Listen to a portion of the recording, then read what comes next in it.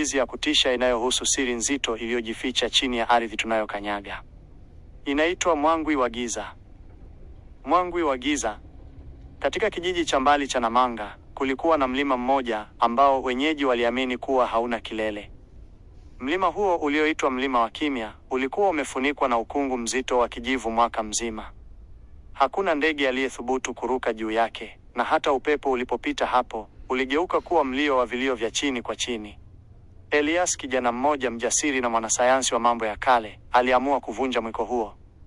Aliamini kuwa hadithi za majini na mapepo zilikuwa ni mbinu za wazee kuwazuia watu wasigundue madini ya thamani. Alianza safari yake alfajiri.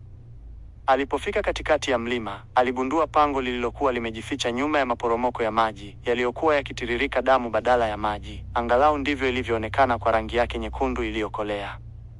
Kuingia katika tumbo la dunia. Elias aliwasha tochi yake. Mwanga ulipoangazia kuta za pango, hakuona mawe.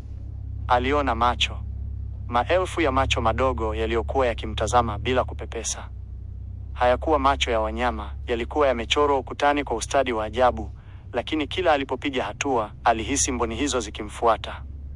Ghafla, joto lilishuka. Tochi yake ilianza kufifia ingawa alikuwa ameweka betri mpya. Katika ukimya ule, alisikia sauti, "Elias, mbona umechelewa?" Sauti hiyo haikutoka mbele wala nyuma yake. Ilitoka ndani ya kichwa chake. Siri ya dunia.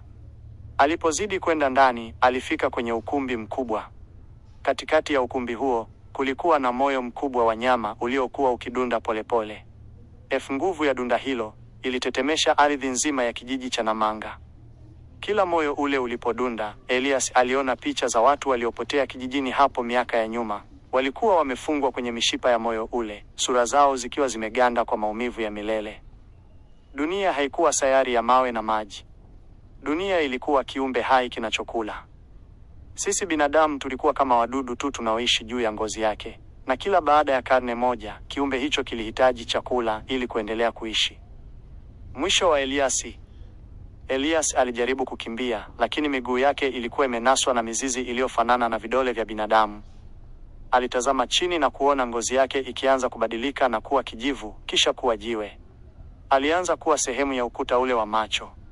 Sauti ilisikika tena, safari hii kwa kicheko cha chini, "Karibu nyumbani. Wewe ndiye utakaokuwa jicho la 1001." Kesho yake, kijiji cha Namanga kilikuwa na utulivu wa ajabu. Jua lilichomoza, lakini wale waliotazama kilele cha Mlima wa Kimya waliona kitu kipya.